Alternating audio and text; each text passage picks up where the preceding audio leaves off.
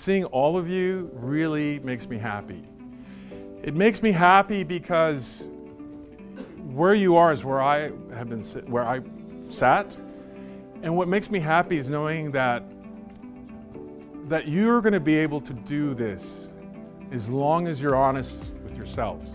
You have so many resources now, and there's no reason why you cannot dive into those things and take what's yours. It's part of a process, you know. But you're really going to have to be honest with yourselves when you're here at this school. Whether you're starting or you're on your way out, just know, be kind to yourself.